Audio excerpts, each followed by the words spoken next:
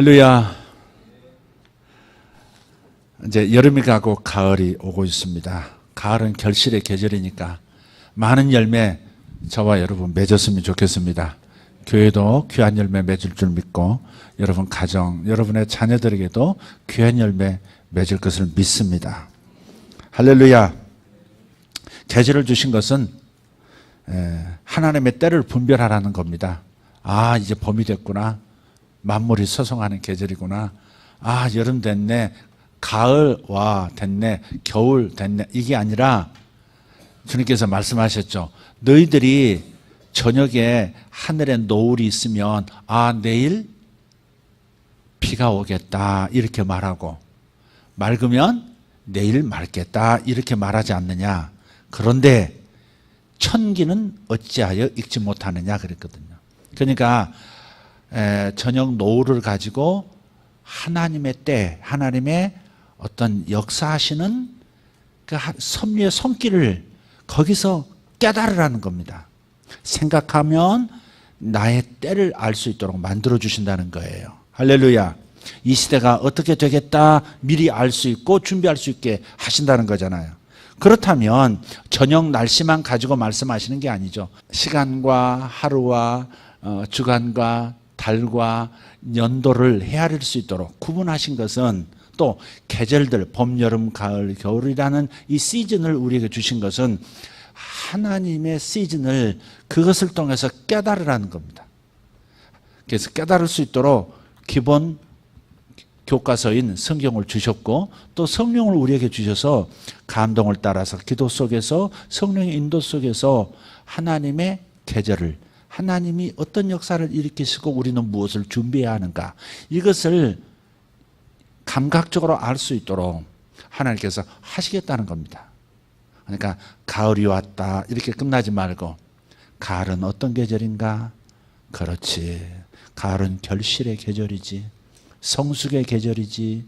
이걸 깨닫고 준비하고, 하나님께서 이제는 긴 인고의 시절을 지나가게 하셨고, 이제 가을의 시즌에 이제 정말 하늘에서도 나의 결실에 따라 준비하실 것을 믿습니다 하는 믿음을 가지고 준비하셔야 되는 거예요.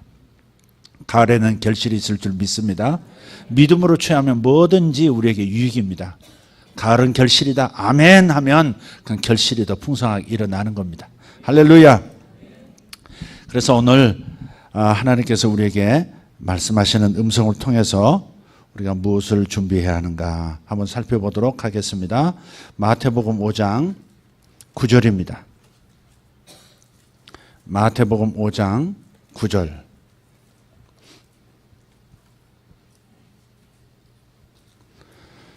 같이 읽겠습니다. 화평하게 하는 자는 복이 있나니 그들이 하나님의 아들이라 일컬음을 받을 것이며, 한 번 더, 화평하게 하는 자는 복이 있나니 그들이 하나님의 아들이라 일컬음을 받을 것이며. 아멘.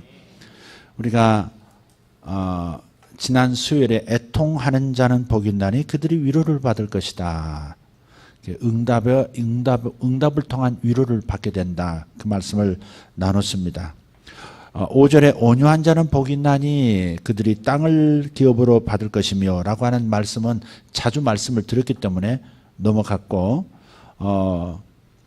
6절 7절 있습니다만은 오늘은 8절도 있습니다만은 오늘은 화평에 대한 말씀으로 좀 넘어가는 것이 적절한 것 같습니다. 좀 그런 사인도 있고 해서 제가 9절로 먼저 넘어가서 말씀을 나누겠습니다. 여기 말씀을 보면 특별히 이제 하나님의 아들이라 일컬음을 받는 복인데, 하나님의 아들 할 때 여기 이제 혹시 헬라어를 공부하셨다거나 그런 게 있으면 원본 성경에 있으시면 살펴보시면 이런 단어가 나올 거예요. 휘오스라는 단어가 여기 나와요. 지난번에도 말씀드렸죠. 하나님께서 자녀라고 표현하실 때와 아들이라고 표현하실 때 조금 달라요. 한국에서는 좀 이렇게 한국 그 번역본에서는 좀 섞어서 쓰는 경향이 있습니다만은 헬라어로는, 원어로는 두 종류의 아들이 있습니다. 그냥 예수 믿고 거듭났기 때문에 하나님의 아들이라고 표현하는 겁니다. 여기는 성별과 상관이 없습니다. 하나님의 자녀라는 의미입니다. 저와 여러분은 하나님의 자녀, 하나님의 아들 된 줄 믿습니다. 그런데 휘오스라는 단어는 아주 성숙한 아들이라 할 때만 사용합니다. 대표적인 아들이 하나님의 맏아들이신 예수 그리스도이십니다. 맏아들, 인간으로서 죄가 없고 하나님의 성숙한 완전한 아들로 인정받으신 첫째 아들, 즉 예수 그리스도이십니다. 그래서 성경에 보면 이렇게 말씀되어 있죠. 저가 십자가를 지시고 장사되셨다가 다시 살아나심으로 하나님의 아들로 인정되었다, 그런 표현이 있어요. 예수님은 하나님의 아들이셨죠. 동의하십니까? 그런데 하나님의 아들로 인정되었다, 그렇게 말씀을 함으로써 마치 그전에는 하나님의 아들이 아닌 것처럼 그렇게 느껴지도록 하는 구절들이 있습니다. 그래서 뭐냐? 우리가 하나님께서 원하시는 성숙한 완전한 아들로 성장해야만 이제 내가 진정한 나의 아들이 되었구나라고 인정받는 그런 때가 있다는 겁니다. 우리는 하나님의 아들에서 하나님의 아들로 성장해 가고 있는 중이고, 반드시 하나님의 아들로 출발해서 성숙한 완전한 하나님의 아들로 성장해 가야 할 목표를 가져야 하는 겁니다. 그래서 여기서 하나님의 아들이라 일컬음을 받을 것이며 라고 하는 것이 하나님의 목표예요. 저와 여러분을 향한 하나님의 목표는 하나님의 아들이라 일컬음을 받게 되는 것, 이것이 우리를 구원시키신 목적이에요. 그냥 미숙한 어린아이 수준의 아들이 아니라, 자녀가 아니라 성숙한 완전한, 예수님과 나란히 서도 부족함이 없는, 예수님 곁에 서도 부족함이 없는 예수 그리스도의 신부와 같은 성숙한 자로 우리가 자라나도록 하는 목표를 하나님이 가지셨다. 그래서 이 천국 건장이라고 하는 마태복음 5장의 첫 번째 가르침, 산상수훈의 첫 번째 가르침에 주목을 해야 하는 이유가 거기 있는 거예요. 우리는 이걸 목표로 삼아야 돼요. 하나님의 휘오스, 하나님의 아들이 돼야 돼요. 지난번 말씀드렸죠. 예수님께서 왜 나이 30에 세례를 받으셨는가 하는 거예요. 그래서 그 30이라는 숫자는 30은 유대인들, 그때 당시 유대인들은 반드시 30년간 아버지에게 순종하고 아버지의 일에 충성해야만 아버지의 창고를 열 수 있는 열쇠를 받습니다. 아버지의 자산에 접근할 수 있는, 그리고 임의대로 사용할 수 있는 권한은 그 30년간, 태어나서부터 30년 동안 아버지에게 정말 순종하고 충성스러운 아들이었는가가 증명돼야만 30이 되는 그 아들의 생일날, 아버지 이제 제가 아버지의 유업을 이어받을 수 있겠습니까? 질문하고 아버지는 그걸 인정하고 선포해 주는 거예요. 이제부터 너는 나의 모든 자산을 사용할 수 있다라고 공개적으로 선언해 주는 겁니다. 그래서 예수님께서 30년 동안 그저 죄 없이 율법의 말씀, 모든 말씀을 순종하고 아버지의 말씀을 순종할 뿐 아니라 율법이 요구하는 그 깊은 그 속, 하나님 아버지의 마음까지 다 이해해서 깨닫고 절대적인 순종을 보였고 충성을 했습니다. 그런 다음에야 공적인 아들로서 이제 세례 받으시고 죄인의 모든, 인류의 모든 죄를 덮었을 수 있는 그런 메시아의 길을 출발하는 겁니다. 그때부터 병자를 고치고, 그때부터 예언을 하시고, 그때부터 기적을 일으키시고, 그때부터 수많은 능력들을 행하기 시작하시죠. 하늘의 창고를 열어서 치유의 능력, 풍성한 예언의 능력, 그 다음에 기적의 능력들 다 끌어다 쓸 수 있는 것은 아들로 인정받았을 때부터입니다. 그래서 세례받을 때 너는 내 기뻐하는 아들이라, 내 사랑하는 아들이요 내 기뻐하는 자라. 그렇게 선언을 받으신 거예요. 그 룰을 지키신 거예요. 하나님 아버지도. 이제야말로 너는 내 모든 유산을 네 임의대로 꺼내다 쓸 수 있는 자가 되었다. 이제 내 모든 것을 너에게 맡긴다. 그 선언이 너는 내 아들이요 내 사랑하는 아들이요 내 기뻐하는 자라. 예. 그래서 예수님은 태어날 때부터 하나님의 기쁨이었지만 그러나 공식적 인정, 완전한 아들로 충성되고 순종하는 아들로 인정된 30년의 세월을 공식적으로 마감하고 공생애를 시작할 수 있는 자격 요건이 주어진 것이다. 그때부터 하늘문이 열린 겁니다. 예수님에게. 그죠? 세례받을 하늘문이 열리시잖아요. 하늘이 열리고 성령이 그 위에 임하시고 성령의 능력이 물붓듯이 그분을 통해서 나타나시잖아요. 이런 과정이 있었던 것처럼 우리 또한 이 과정을 겪어야 그 성장한 만큼 하늘 자원에 접근할 수 있는 권한이 생긴다 이 말이에요. 왜 내게는 병고침이 안 일어납니까? 자격 요건을 준비하라 이 말이에요. 예수님처럼 완벽해져야만 되는 건 아니에요. 예수님처럼 성장해가는 과정, 순종과 충성이라는 과정을 겪음을 통해서 예수님은 완벽한 메시아가 됐고 모든 자원을 쓸 수 있지만 우리는 예수님을 내 영 안에 모시고 예수의 사람으로서 나는 예수님처럼 성장해가는 과정 속에서 이제는 성장한 만큼 하나님께서 창고문을 열어주시고 창고문을 열어주시고 하늘 유업으로 접근할 수 있는 길들이 열리는 겁니다. 아멘입니까? 그래서 성장해야 될 이유는 그래서 지난번 설교 때 성품이 능력과 연결된다 말씀드린 거예요. 열매를 맺어야 하는 이유는 열매의 수준이 능력의 수준을 결정하기 때문에 그렇다는 겁니다. 그래서 마태복음 18장부터 천국 열쇠를 내게 주노니 그 다음부터 기적이 일어나는 이런 것보다는 먼저 우리가 준비해야 될 것은 1장부터 17장까지다 이 말이에요. 그래서 5장 말씀을 우리가 잘 이해하고 순종하지 않으면 곧바로 18장으로 넘어갈 수가 없다는 거예요. 천국 열쇠를 사용할 수 있는 권한이 그에게는 주어지지 않는 거예요.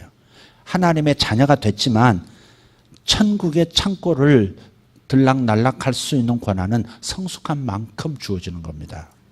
이해가 되십니까? 그래서 마태복음 5장이 매우 중요하고 6장, 7장도 중요한 거예요.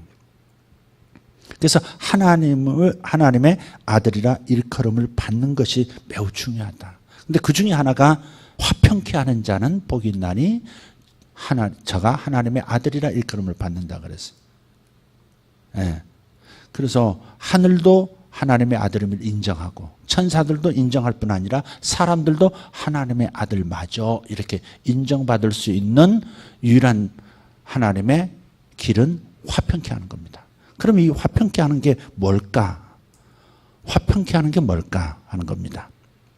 영어 성경은 peace라고 번역되어 있는지 내가 확인 안 했습니다만은 이 화평이란 말은 단순한 그 전쟁이 그쳐졌다거나 또는 조용한 분위기, 이너 피스 하듯이 고요한 상태, 그것을 평화라고 말하지 않습니다. 화평이라고 하는 이 단어는 제가 자꾸 이제 원어를 얘기해서 죄송한데요. 에이레네라는 단어를 써요. 에이레네. 이게 이제 화평입니다. 근데 구약에는 이 에이레네라는 단어를 어떻게 사용하냐면 실로라는 단어로 바꿔 쓸 수 있어요. 히브리 말로는 실로예요, 실로. 또 하나는 샬롬이에요, 샬롬. 실로란 말 들어보셨죠? 옛날에 실로라는 도시에 법궤를 두었었죠. 그죠? 옛날에 사무엘, 엘리 제사장 살겠던 그 장소가 실로잖아요, 실로. 그게 화평이에요. 또 샬롬이라는 인사 쓰죠. 이주인들 샬롬 하잖아요. 그건 역시도 에이레네, 화평이에요. 자, 그러면 예수님 당시에 이 마태복음이 기록될 당시에 에이레네라는 단어는 사실은 전문 의학 용어였습니다. 그러니까 예를 들어서 이런 거예요. 뼈가 부러졌을 때 다시 접합을 시키면 그것이 이제 착 달라붙죠. 신액이 나와서 뼈가 다시 이어져요. 그러면 그는 더 강해지고 더 두터워집니다. 그 부분은. 그래서 다른 쪽은 부러져도 그 한 번 부러져서 붙은 쪽은 다시 부러지지 않습니다.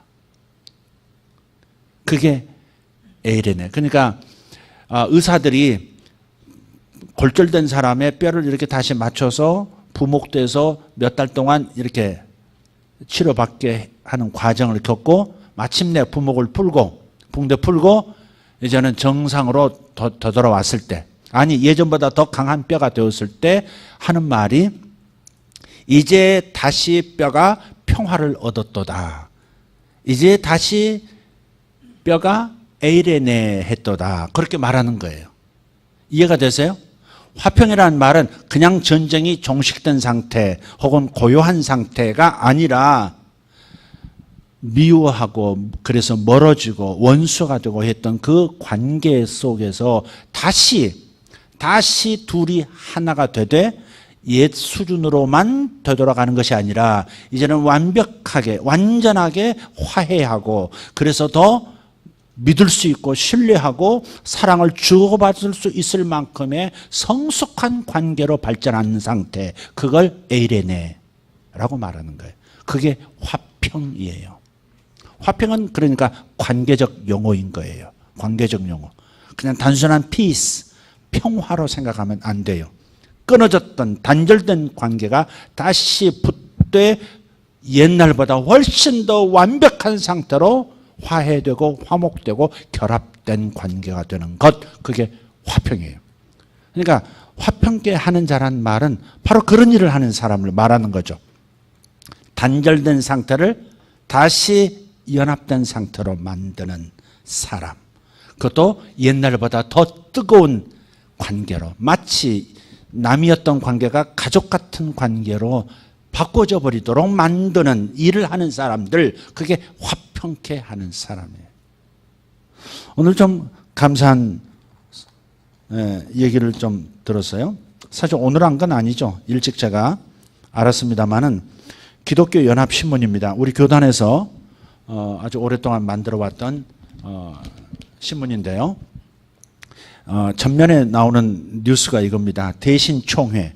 우리 교회가 소속된 교단이 대한예수교 장로회 대신 측입니다. 이름이 몇 번 바뀌었어요. 합동정통이었을 때 제가 30년 전에 우리 노회에 교단에 가입을 했고요. 그리고 그 지내오면서 한번 백석으로 바뀌었습니다. 백석. 대한예수교 장로교 백석 측이었어요. 그러다가 2015년에 대신측, 대한예수교 장로교 대신측 교단과 우리 백석 교단이 하나가 됐어요. 연합을 했단 말이에요. 근데 사실 대신측 교단이 숫자가, 교세가 작았습니다. 우리 백석 측이 훨씬 교회 숫자가 많았죠. 그런데 이제 그때 당시 총회장이셨고 백석 대학교의 총장이셨던 장정효 박사, 그분이 우리가 연합하려면 먼저 새가 강한 쪽에서 겸손해야 한다. 더 낮아져야 한다. 그래서 저쪽에서 원하는 대로 교단 이름을 연합하면서 백석으로 하지 않고 대신으로 하자고 하니까 그거 안 하면 연합 안 하겠다고 아마 그렇게 주장하는 분들이 있어서 우리 교단 이름을 연합하면서 대신 측으로 바꾼 거예요. 2015년입니다. 그러니까 연합하려면 낮아짐이 있어야 되는 거죠. 그런데 이번에 1,000몇백 개 되는 교단이 있었습니다. 합동진리, 대한예수교 장로교의 합동진리 측입니다. 그래서 대신 총회와 합동진리 전격 통합, 그래서 8,500여 교회로 도약했다. 그래서 우리나라 교단 가운데서는 교파를 초월해서 장로교, 감리교, 침례교, 순복음 다 초월해서 이제는 교세로 말하면 교회 숫자가 얼마냐 하는 거죠. 그래서 합동측이 있고 대한예수교 장로회 합동측, 대한예수교 장로회 통합측이 있고요. 그 다음에 세 번째가 이제 우리 교단이 이제 교세로는 세 번째가 된 겁니다. 그 다음이 대한기독교 감리회로 이렇게 넘어가고 이렇게 쭉 가게 되어 있습니다. 그래서 단지 교세가 교회가 많아졌다, 새가 불어났다 이것 때문에 이걸 축하하는 게 아니고요. 연합한다고 하는 주님의 연합하라는 주님의 명령 다 분열된 게 왜 그래요? 인간의 욕심, 인간의 편견들, 인간의 선입견들이 그렇게 이렇게 갈라놓는 거거든요. 한국 장로교회도 50개에서 뭐 작은 것까지 하면 더 몇십 개가 더 붙습니다. 그렇게 그야말로 춘추 전국시대처럼 장로교 하나만 해도 수많은 교단들이 있었는데, 그런데 이제 주님의 명령을 받들어서 이건 분열은 죄다 그렇게 깨닫고, 우리 직전 총회장님이셨던 장종영 박사를 비롯해서 우리 교단의 어른들이 전부 이제 어쨌든 연합하는 것이 하나님 뜻이니까 회개하자, 이 죄 회개하자 하고서 회개하면서 연합하고 또 낮아지면서 연합하고, 그것은 좋은 의도로 하는 것이다 이 말이에요. 근본 정신, 개혁주의 신앙, 생명신학을 중심으로 해서 우리가 이것에 동의한다면, 성경적 신앙에 동의한다면, 그 신학에 동의한다면 어떤지 연합하는 것이 하나님의 뜻이다. 뭐 그렇다고 우리가 캐톨릭하고 연합한다, 그건 전혀 다른 거죠. 그러나 똑같은 신앙을 가지고 개혁주의 신앙 안에서 하나가 될 수 있다면 어떤 교단과도 연합해야 한다. 특히 군소교단, 작은 교단들이 이제는 정말 회개하고, 작은데 거기서 또 나눠주고, 작은데, 왜냐하면 내가 총회장이 돼야 되겠는데 총회장이 안 된다고, 밀렸다고, 끝났다고 해서 또 따로 살림 차려가지고 나가서 거기서 총회장을 해야 하는 이런 이 욕망들이 아주 많았거든요. 그래서 이제는 대교단들도 이렇게 연합을 하고 있으니까 작은 교단인 당신들도 회개해야 된다 하는 메시지를 지금 보내고 있는 겁니다. 어쨌든 감사한 것은, 그래서 처음 저희 교단에 제가 가입했을 때 그때 교세에 비해서는 몇 배로 성장한 그런 교단이 됐습니다. 제가 이 말씀을 우리 성도들이 그래서 이번에 연합할 때도 합동진리 측과 대신 총회가 이렇게 다시 전격으로 통합할 때도 또 이름을 우리 합동진리 버릴 수 없다 또 그러시는 것 같아요. 근데 이제 이렇게 계속 그렇게 갈 수는 없고 계속해서 연합해야 되니까, 그래서 아예 교단 이름을 연합으로 해서 계속 연합하면 모두가 연합이니까 지금 대한예수교 장로회 연합 측 아마 그럴 가능성이 매우 많습니다. 그러니까 우리 교단이 출발할 때부터 만든 신문이 기독교 연합신문인데 그때부터 참 귀한 분이죠. 그러니까 장종영 박사 그분이 참 귀한 분이에요. 정말 이분은 그냥 딱딱한 교리만 주장하고 가르치라고 말하지 않아요. 방언 금지시키면 교수들 당신 나가 그럴 만큼 하나님의 성령의 역사를 방해하면 안 돼. 그럼 우리 교단에서 목사를 길러낼 교수로서의 자격이 없어. 그런 분이거든요. 그러니까 그 안에서 제가 성령의 은사를 사용해도 그래도 우리 교단이 참 이렇게 보호를 해주고 잘한다고 박수 쳐주고 더 잘하라고 박수 쳐주고 그러는 그런 스피릿이 있는 거예요. 그런 점에서 우리 교단은 참 자랑스럽다. 이런 점이 감사하죠. 내가 장자 교단입네 하면서 하는 분들은 또 연합 안 하려고 그러고 기득권도 가지려는 게 있어요. 근데 우리 교단은 처음부터 이런 연합해야 된다. 분열은 죄다. 그러니 분열을 회개하고 연합하자. 그러니까 이게 뼈가 다시 붙듯이 이게 화평이라 이 말이에요. 이게 화평케 하는 자의 삶이요, 화평케 하는 교회의 모습이요, 화평케 하는 교단의 정신이다. 그럴 때 세상은 함부로 대할 수가 없죠. 하나님의 아들이라고 인정하기 시작하죠. 니들 장로교회라며. 근데 왜 이렇게 분열되어 있어? 왜 이렇게 다 쪼개져 있는 거야? 다들 그러거든요. 오합지졸로 보이는 거죠. 캐톨릭은 교황 아래서 하나가 되는 것 같으니까 굉장히 강력한 것 같지만, 그렇죠. 그렇게 느끼죠. 그래서 그런 면에서 연합하는 것은 세상에 대해서도 우리가 진리의 가치를 펼쳐나가는 데 있어서 이제 매우 유리한 조건을 만든 것입니다. 앞으로도 계속해서 성장해야 하고 계속해서 연합해야 할 줄 믿습니다. 가능하다면 가능해야 합니다. 해야 합니다. 합동측이라든지 통합측이라든지 또 우리 이제 뭐라고 해야 돼? 아직 결정이 안 돼서 일단 대신이라 합시다. 일단 대신 연합이라고 합시다. 우리 연합측하고도 또 하나가 돼서 장로교단부터 하나가 되고 그러면서 또 다른 교단과도 또 하나가 되고 그래서 정말 힘 있는 그리스도의 몸이 되어야 할 줄 믿습니다. 저는 이런 은사 사역을 하면서 느끼는 게 있습니다.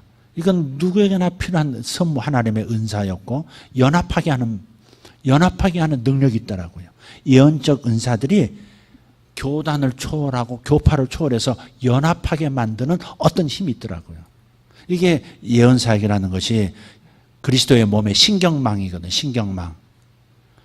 신경이 연결이 안 됐으면 하차가 정상이라도 몸이 정상이라도 여기서 끊어져 있으면 신경이 연결이 안 돼 있으면 몸을 못 씁니다. 머리가 원하는 대로 손가락 하나도 까딱할 수 없습니다. 마음대로 할 수가 없어요. 허리에 신경이 끊어진 분들 보세요. 정상인데 휠체어 타셔야 되잖아요.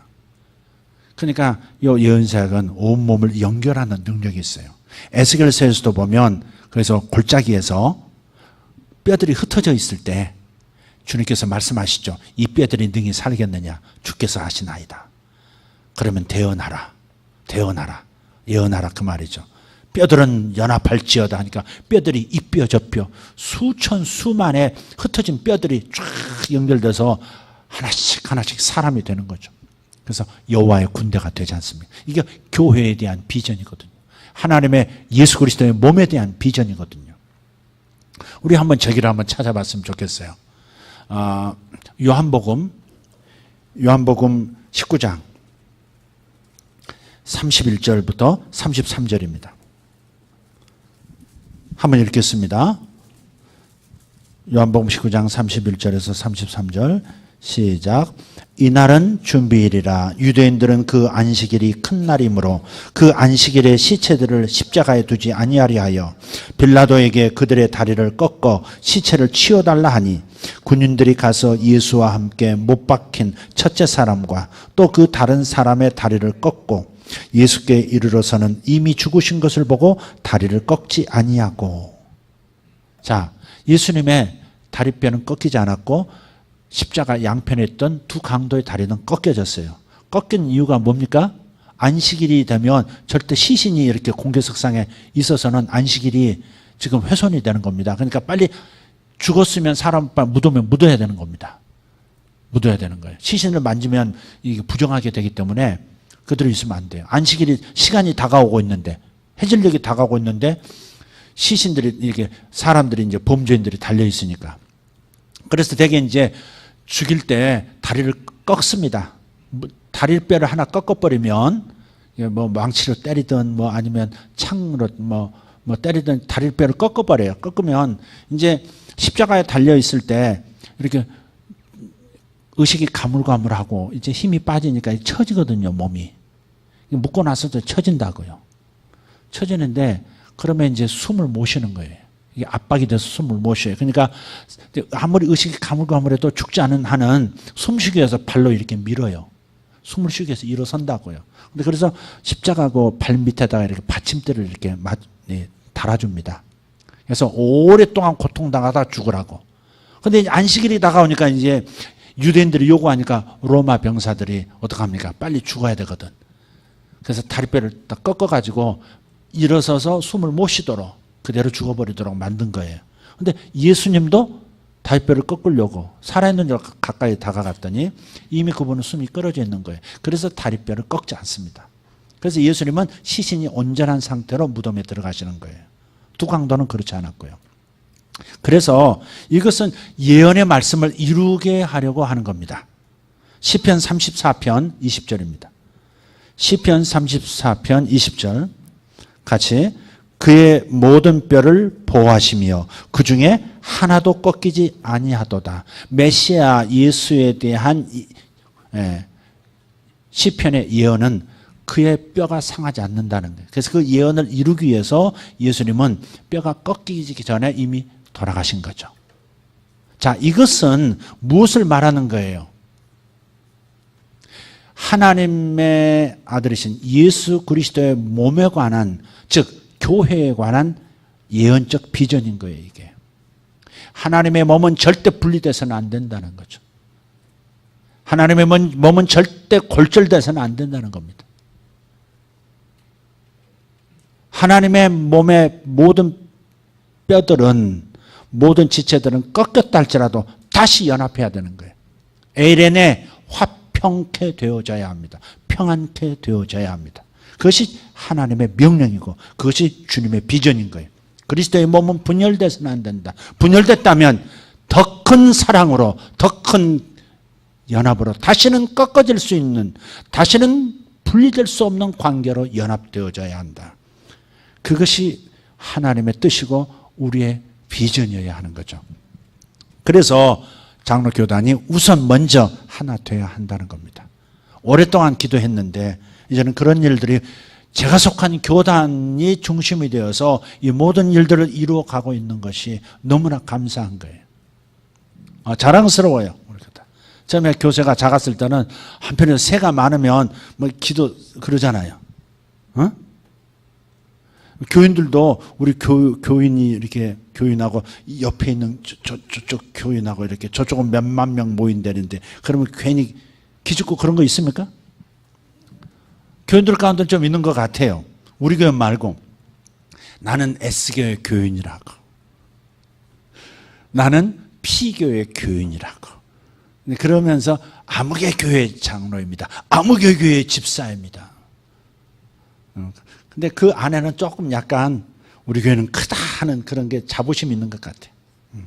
그것도 나쁜 건 아니에요. 나쁜 건 아니에요.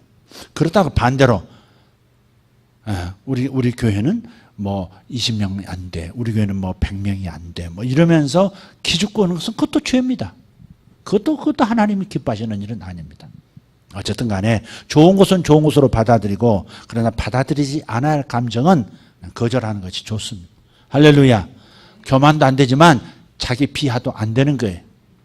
에? 교만도 죄지만 자기 비하도 죄인 거예요. 그래서 우리가 이렇게 크든 작든 건강한 교회가 되어서 잘 연합하는 마음을 가져야 되는 거죠. 여러분, 목장도 마찬가지고 우리 교회 내의 성도들도 마찬가지라고 믿습니다. 분열은 안 됩니다. 좀 성숙하지 못해서 좀 이렇게 조금 미성숙해서 말썽을 일으킨다든지 아니면 분쟁을 일으키고 의도적인 분열을 일으킨다. 이건 좀 심각한 거죠. 이건 절대 용납이 될 수 없어요. 부지중에 우리가 실수할 수는 있지만 의도적인 그런 분열들, 습관적인 그런 갈등과 분열은 용납할 수가 없어요.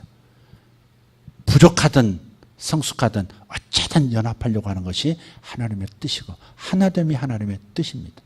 할렐루야. 자, 그래서 매우 좋은 소식, 너무 아름다운 소식입니다. 너무 감사해요. 이제 9월 11일 날 감사 예배 열고 선언문을 발표하게 될 겁니다.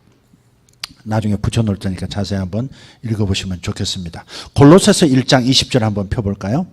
골로새서 1장 20절. 자, 앞을 보시면서 읽으셔도 괜찮습니다. 그의 십자가의 피로 화평을 이루사. 여기 화평은 뭐라고요? 에이레네. 그의 십자가의 피로 에이레네를 이루사 만물 곧 땅에 있는 것들이나 하늘에 있는 것들이 그로 말미암아 자기와 화목하게 되기를 기뻐하십니다. 여기서 그로 말미암아는 그는 누구일까요? 예수 그리스도로 말미암아, 예수님을 통해서 하나님과 인간이 하나 되는, 분리가 됐었잖아요. 하나님은 우리를 버리신 게 아니고 인간이 하나님을 버리고 하나님의 원수가 되기를 자처했잖아요. 지금도 하나님의 생명이 없는 사람들은 하나님을 인정하기를 거부하고, 그렇죠? 그래서 이런 상태의 인간을 하나님께서 예수님을 통해서 부러진 뼈가 다시는 부러질 수 없는 뼈처럼 완전하게 연합시키신 것, 완전하게 화평케 하신 것. 그래서 이게 하나님이 우리에 대한 마음이에요. 오늘 첫 번째 불렀던 찬양의 가사 첫 번째 소절이 그거 아닙니까? 하나님의 신실함을 볼 때에 죄인의 마음 흔들려. 얼마나 시적이면서도 정확한 신학적 표현입니까? 얼마나 가슴을 울리는 말입니까? 하나님의 신실하심이 우리의 마음, 죄인의 마음을 흔들어. 하나님은 우리를 끝까지 예수님을 통해서 당신의 사랑이 여전히 인간에 대해서 있다고 하는 그 사랑의 프로포즈를 하시잖아요. 당신의 아들을 이 땅에 보내셔서 하나밖에 없는 그 아들을 이 땅에서 피 흘려 십자가에서 죽게 하시고 그것을 통해서 우리를 다시 불러 다시 하나님의 자녀들이 되게 하시고 하나님의 아들로 휘옷으로 성장하게 하시려는 하나님의 이 신실하심, 수천 년 전 배신하고 인류가 끝없이 하나님을 등지고 인간 만세를 외치면서 인간 스스로 살 수 있다고 등을 돌리고 살았는데 바로 그 원수된 상태를 하나님 쪽에서 먼저 오셔서 너희에 대한 나의 사랑은 변하지 않았다. 내게로 다시 돌아올 길을 내가 만들어주겠다. 내가 죽어서 너희들의 죄를 내가 지고 내가 죽어서 없애고 너희들을 나에게 다시 연합시키겠다. 그게 십자가 사랑 아닙니까? 그래서 예수 그리스도로 말미암아 화평하게 되고 화목하게 된 줄 믿습니다. 할렐루야. 이게 하나님 마음이에요. 에베소서 2장 찾아보고 말씀을 정리하도록 합시다. 에베소서 2장 11절부터 18절입니다.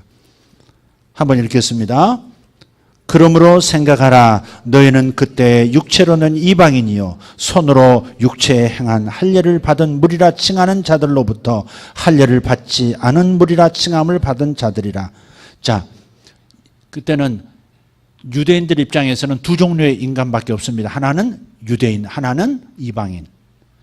다른 나라들이 따로 있는 게 아니에요. 유대인 아니면 유대인 아닌 자들 둘 중에. 유대인이 아닌 자들을 심지어 개라고도 얘기했어요. 개. 그래서 옛날에 어떤 영상을 보니까 팔레스타인 사람들이 막 이렇게 이스라엘 군인한테 당하니까 그 팔레스타인에서 묻더라고. 우리를 너희들은 개로 얘기하잖아. 그러니까 이스라엘 군인 맞아 너희들 개야 그러더라고요. 와, 그런 영상을 제가 본 적이 있어요. 너희들 맞아 개야. 그러니까 전혀 다른, 그러니까 하나님의 본래 뜻과는 다른 오만함이 있는 거죠. 예수 없는 유대인들은 그래요. 무조건 유대인들을 사랑한다고 그러면 안 돼요. 사랑은 해야지. 그러나 특별한 존재로 여기면 안 돼요. 그리스도 예수 안에서 이제는 우리는 유대인이나 이방인이나 유대인이나 헬라인이나 남자나 여자나 종이나 주인이나 다 하나가 되었고 똑같다고 평등하다고. 할렐루야. 같아졌다고. 그것을 지금 말씀하고 있어요. 네, 유대인들 입장에서 우리는 할례 받지 않은 하나님을 모르는 하나님께 선택받지 않는 하나님이 없는 자들이었어요. 12절 읽습니다. 시작. 그때 너희는 그리스도 밖에 있었고 이스라엘 나라 밖의 사람이라.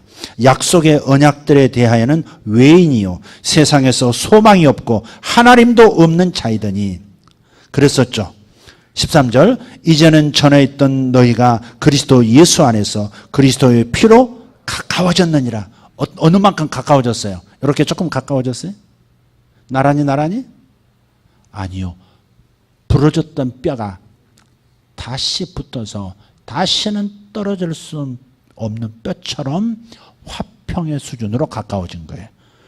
하나님과 우리만 가까워진 것이 아니라 예수 안에 있는 사람들은 이제 유대인들하고도 하나가 됐다 이 말이에요.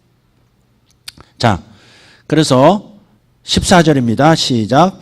그는 우리의 화평이신지라 둘로 하나를 만드사 원수된 것 곧 중간에 막힌 담을 자기 육체로 허시고 그랬죠. 에베소 2장 14절에 그는 우리의 뭐라? 에이레네 화평이신지라 그랬어요. 그분이 우리의 화평이에요.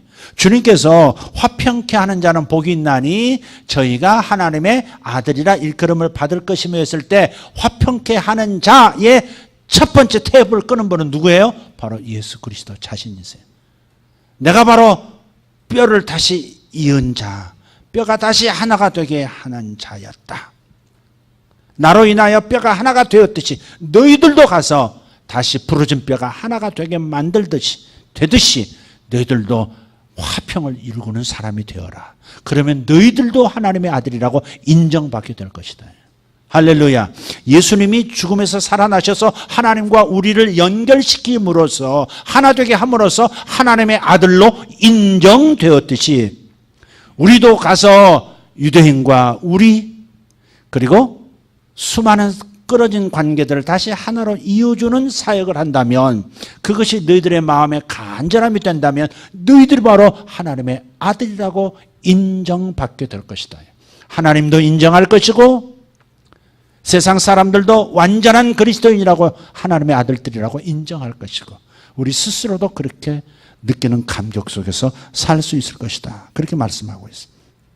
15절 계속 말씀합니다. 법조문으로 된 계명의 율법을 폐하셨으니 이는 이 둘로 자기 안에서 한 새 사람을 지어 화평하게 하시고 또 십자가로 이 둘을 한 몸으로 하나님과 화목하게 하려 하심이라. 원수된 것을 십자가로 소멸하시고 유대인과 이방인이 원수였었어요. 근데 하나 되게 하세요. 자 17절 또 오셔서 먼 데 있는 너희에게 이방인에게 평안을 전하시고 이 평안이 바로 에이레네예요. 이거 번역을 평안으로 했지만 사실은 이것도 화평이라는 단어 에이레네입니다. 에이레네를 전하시고 가까운 데 있는 자들에게 에이레네를 전하셨으니 이는 그로 말미암아 우리 둘이 한 성령 안에서 아버지께 나아감을 얻게 하려 하심이라. 하나님 앞에 나간다는 것은 그때부터 하나님의 아들이라 인정받고 하나님의 자원을 무한정 쓸 수 있는 권한을 얻는 거예요. 이게 중요하다 이 말이에요. 이게 중요하다. 내게 이 말씀이 중요한 이유, 저에게 이 말씀이 중요한 이유, 천국 창고를 언제든지 드나들 수 있는 하나님께서 이 땅에 쏟아부어서 이 땅을 하나님 나라로 만드시는데 필요한 이 신령한 자원들에 접근할 수 있는 권한이 누구에게 있느냐? 화평케 하는 자에게 있다는 겁니다. 그런 사람이 하나님의 아들, 하나님의 휘오스, 완전한 자로 인정받고 이제는 완전한 자가 됐으니 너는 내게 철저하게 순종하고 나의 일에 나의 나라에 충성한 사람으로 인정되었으니 이제 너는 나의 나라를 위하여 나의 창고에 있는 모든 것을 갖다 쓸 수 있다. 네가 묶으면 하늘에서도 묶일 것이고 네가 풀면 하늘에서도 풀리는 역사가 있을 것이다. 그렇게 말씀하시는 거예요. 그러니 이 말씀이 중요하다 이 말이에요. 여러분도 중요하다 이 말이에요. 여러분 마음속에 있는 수많은 욕구가 있어요. 하나님 이 일이 이루어져야 하지 않습니까? 언제까지 가난에 내몰리며 살겠습니까? 언제까지 내가 연약함에 내몰려 살겠습니까?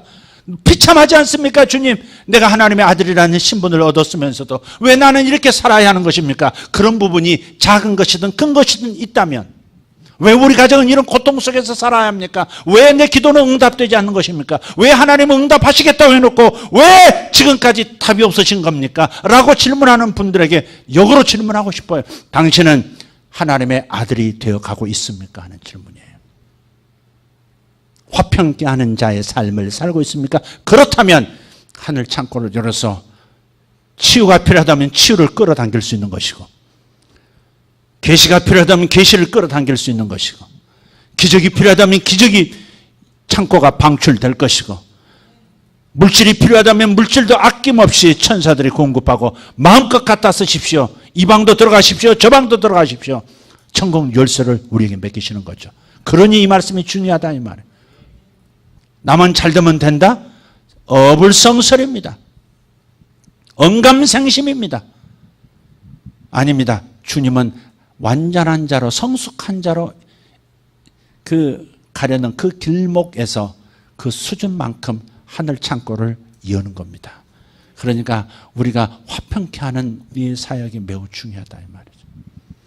우리의 마음속에서 그런 마음이 있는지는 살펴야 합니다. 저도 여러분도 다 부족한 사람이에요. 다 부족한 사람이에요. 그러나 화평케 하려는 의지를 가지고 실천하며 살고 있느냐는 매우 중요한 겁니다.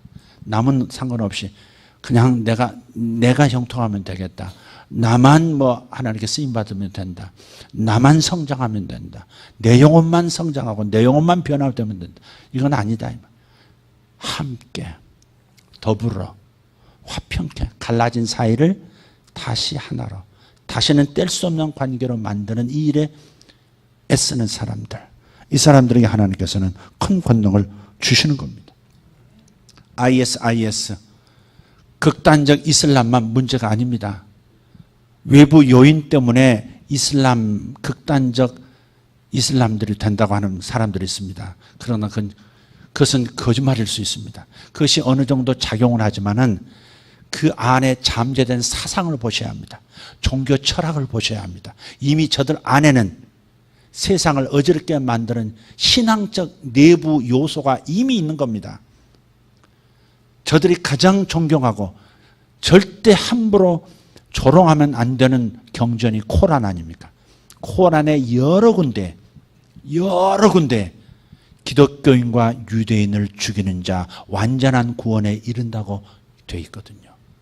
기독교는 죽여야 한다. 죽여도 좋다가 아니라 반드시 기독교는 죽여야 한다. 그러니까 이슬람을 평화의 종교, 에이레네의 종교라고 말하는 사람들의 그 사람을 속고 있든지 아니면 거짓을 말하고 있는 겁니다.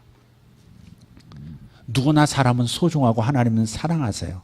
그렇지만 저들 안에 들어가 있는 사상은 눈 감으면 안 되는 겁니다. 눈 감으면, 그러니까 순박한 마음으로, 좋은 인도적인 마음으로 난민들 우리도 받아들여야 된다. 이렇게 말하면 굉장히 위험하게 되는 겁니다. 유럽이 그런 굉장히 인도적인 마음, 좋은 마음으로 받아들였고, 물론 경제적으로도 필요해서 받아들였고, 하지만 그 후유증, 이제는 이 무슬림에게 졌다 그러잖아요. 그런 선언들을 하고 있습니다. 독일도 졌고 스페인도 졌고 프랑스도 졌고 이미 어떻게 법으로 해볼 수 없는 지경까지 간 겁니다. 할 수가 없습니다. 할 수가 없어요. 그러니까 저들은 일단은 우리나라도 마찬가지입니다. 뭐 유학생으로든 뭐로든 와가지고 일단은 뭐 결혼을 통해서 뭐 정착을 하든 뭐 경제적인 이유로 와서 뭐 하든 간에 저들 안에는 이슬람이라는 코란의 그 경전의 가르침이 잠복해 있단 말이에요. 좋은 것도 있지만 그러나 무서운 것들은 우리가 간과해서는 안 된단 말이에요. 언제든지 저들은 외부적 요건도 있지만 그것 없다 하더라도 잠복해 있는 것은 뭐냐면 기독교인과 유대인은 죽여야 오히려 저들의 천국, 알라가 말하는 천국에서 더 높은 수준의 영생을 누린다고, 완벽한 구원에 이른다고 가리키고 있기 때문에 알라의 명령을 따라서, 무함마드의 명령을 따라서 죽여야 하는 겁니다. 테러 굉장히 기쁜 일입니다. 자랑스러운 일입니다. 그들에게는 트럭을 몰고 가서 애가 됐든 노인이 됐든 남자가 됐든 여자가 됐든 많이 죽일 수만 있다면 굉장히 기쁜 일이고 명예스러운 일인 겁니다. 여러분, 저쪽에서 무기만 가지고 쏘는 사람들만 극단적이라고 생각할 수 없습니다. 그러니까 우리는 그런 방식으로 한국에 들어와서 다수가 되어지면 이제 100만 명, 무슬림 100만 명 시대가 된다고 그래요. 그러면 그들이 이제 요구하기 시작합니다. 우리들의 인권을 보장해 달라고. 인권을 꼭 들고 나옵니다. 이방인으로 우리 인권을 보호해 달라고. 그러면서 우리도 우리 교리가 이슬람이 요구하는 할랄 식품, 그러니까 돼지고기가 돼지 기름과 섞이지 않은 기타 등등, 그래서 이슬람 음식을 만들어낸 할랄 단지를 만들어 달라고 합니다. 그럼 그걸 만들면 그쪽에 정착선이 좀 생겨요. 그러고 나면 수가 많아지면 이슬람법을 우리들에게 스스로 적용할 수 있도록 치외 법권을 만들어 달라고 또 합니다. 거기 보면 어느 도시, 맨체스터 어느 도시에 지역에 가보면 화교들 모이는 장소 뭐 이런 그런 게 있듯이, 코리아 타운 있듯이 거기도 이렇게 어떤 타운들이 있으면 그 입구에 써졌습니다. 돼지하고 기독교인은 들어올 수 없음. 여기는 무슬림의 땅임. 이렇게 있습니다. 그리고 자국에서 이슬람 경찰을 이렇게 세워달라고 합니다. 그리고 법 적용도 그렇게 합니다. 근데 이제 이번에 이제 무슬림 지도자 한 사람이 또 발표를 했더라고요. 우리는 유아 강간이 우리 문화다 이거야. 유아 강간은 우리 문화다. 공식적으로 얘기를 하더라고요. 그러니까 이거 가지고 뭘 하지 말라는 거죠. 그래서 미국에서 3살짜리 여자아이를 그냥 남자 둘이서 그런 거예요. 근데 아주 그냥 애가 거의 죽었죠. 거의 죽었죠. 아마 죽었을 겁니다. 내가 저 기억을 잘. 그 죽었는데 그 사람의 미국 그 지역의 법이 그 사람들을 저들이 상처가 많고 아이들 때문에 오히려 저들이 상처 입었다고 법원에서 판결을 그렇게 내린 겁니다. 있을 수 없는 일이잖아요. 너무 극단적인 이해인가요? 여러분 확인해 보세요. 그 뉴스 다 나와 있습니다.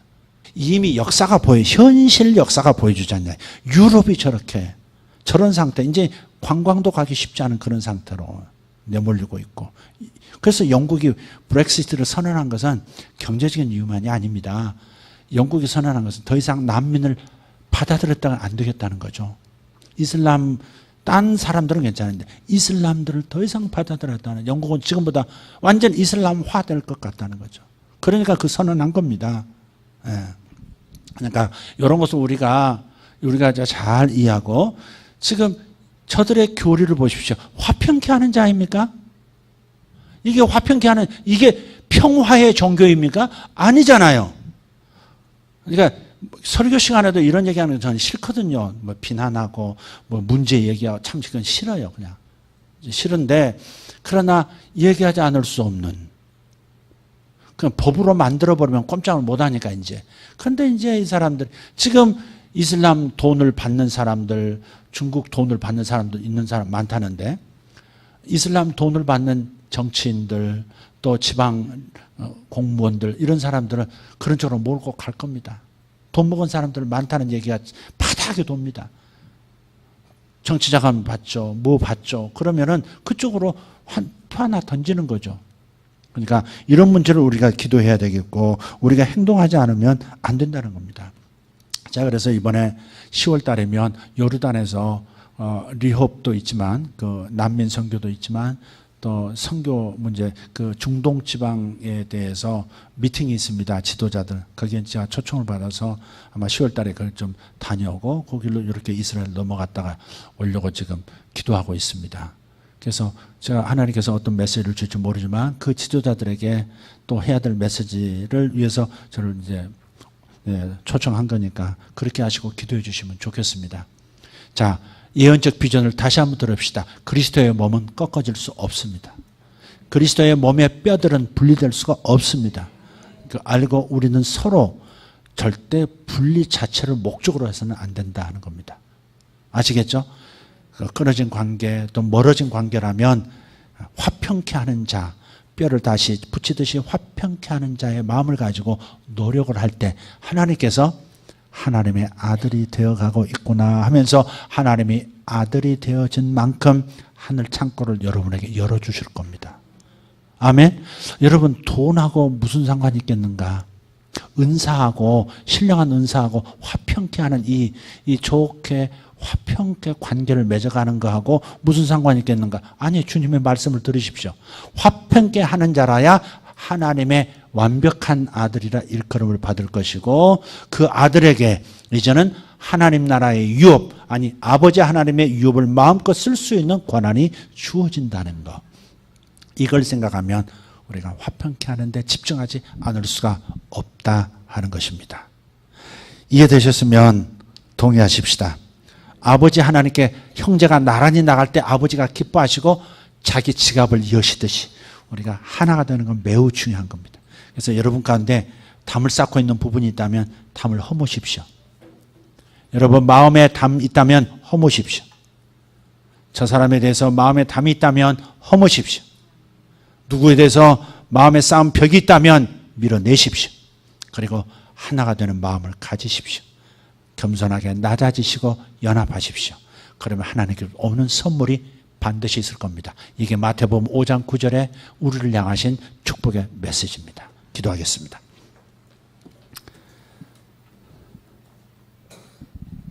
일어나서 기도하실까요? 주님, 제 영적 나이 30입니다. 빨리 아버지 하나님으로부터 너는 내 기뻐하는 휘오스요, 내 사랑하는 휘오스라고 하는 말을, 그 선언을 들을 수 있기를 원합니다. 내가 완벽한 하나님의 아들은 지금 못 되었다 할지라도 완벽하고자 하는 마음을 가지고 완벽의 길을 걸어가고 노력하는 것을 주님 알아주시고, 하나님, 제게 하나님 나라 유업에 접근할 수 있는 권한을 허락하여 주시옵소서. 주님, 제가 예물드림도, 제가 형제를 위해서 중보기도 함도, 내가 내 마음을 낮추어서 다른 사람과 하나 되게 하려 함도, 하나님 나라 아들로서, 하나님의 아들로서 하나님 나라의 창고의 열쇠를 받으려 함이니, 주여 나의 중심을 보시고 더 성숙하게 하여 주시옵소서. 화평케 하는 자가 되게 하여 주시옵소서. 주님 감사합니다. 여러분 가정에서도 뼈가 부러진 관계가 있습니까? 교회 안에서 뼈가 부러지듯 관계가 단절된 부분이 있습니까? 아니면 여러분 살아가는 세상 속에서 항상 관계가 멀어지고 관계가 단절되는 그런 경험들이 반복되고 있습니까? 그렇다면 당신은 화평케 하는 영을 받지 못하고 있는 겁니다. 화평케 하시는 예수의 영을 오늘 이 시간 사모하시길 바랍니다. 내 힘으로 될 수 없습니다. 내 안에 계신 성령님 화평의 영으로부터 흘러나오는 권세요 능력입니다. 열매는 오직 하나님만 내 속에서 나를 통해서 맺을 수 있습니다. 화평케 하시는 마다들의 영을 내게 더 부어 주시옵소서.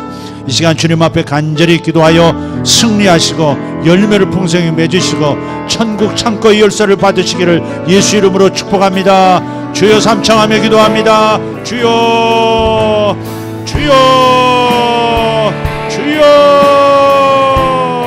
할렐루야 주여 주여 주여 주여 아버지 하나님 분열이 아니라 연합입니다.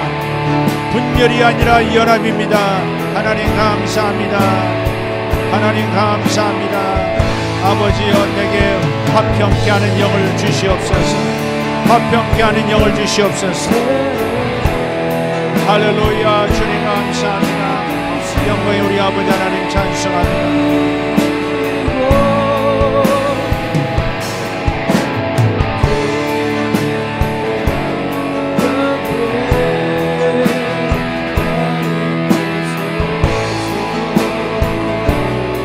아버지여 역사해 주시옵소서.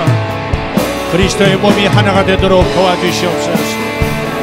아버지 유대인과 우리가 하나가 되게 하시고 아버지 하나님 유대 교회와 우리가 하나가 될 수 있는 길을 열어주시옵소서.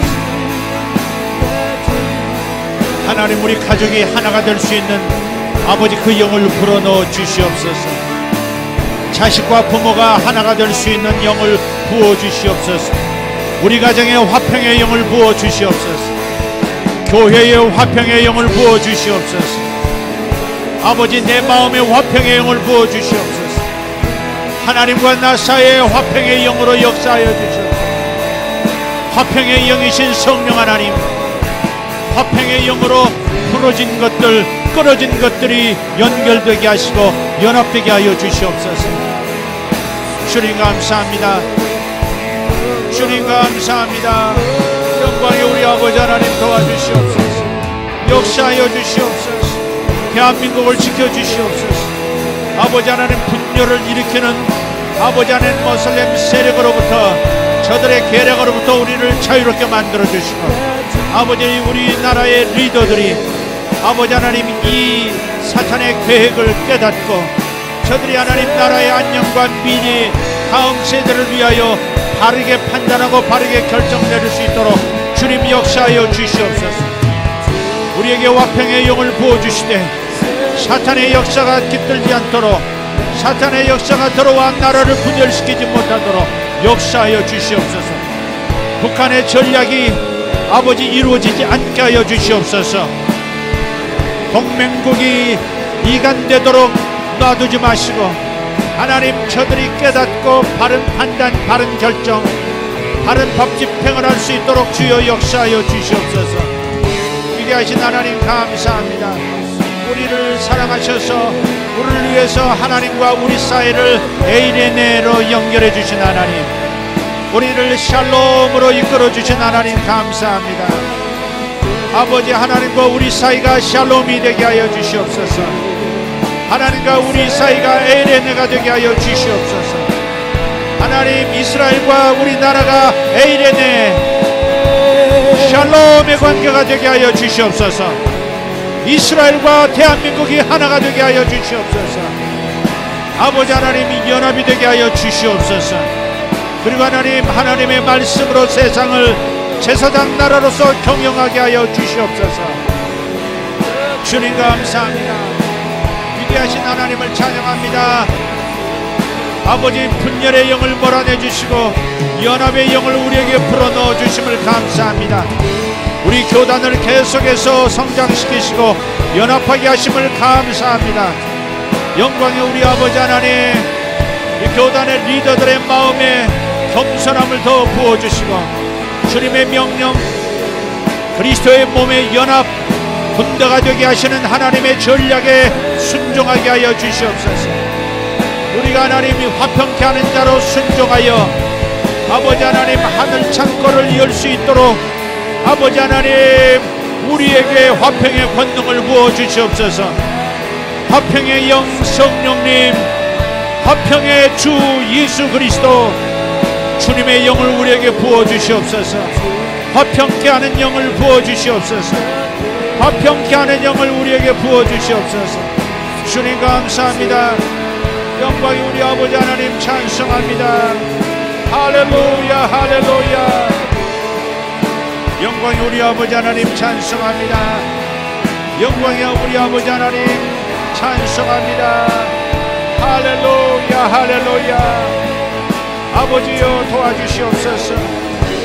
아버지여 역사하여 주시옵소서. 아버지 하나님 합동측 통합측 우리 연합측 다같이 하나 될 수 있도록 길을 열어주시옵소서. 아버지 한 분 예수 그리스도 밑에 한 몸이 이루어지게 하여 주시옵소서. 아버지 원맨 할렐루야 한 사람을 이루어 뉴맨 새 사람이 되게 하여 주시옵소서. 원바디 뉴맨 원바디 뉴맨 하나님 이루어 주시옵소서. 주님의 말씀을 이루시기를 원합니다. 하나님 모든 신경망으로 아버지 모든 몸들을 연결해 주시옵소서. 지체들을 연결하여 한 몸이 되게 하시고 주님께서 꿈꾸신 새 사람 이방인과 유대인이 하나 되어 아버지 하나님께 함께 나아갈 수 있도록 아버지 이 위대한 비전을 이루게 하여 주시옵소서.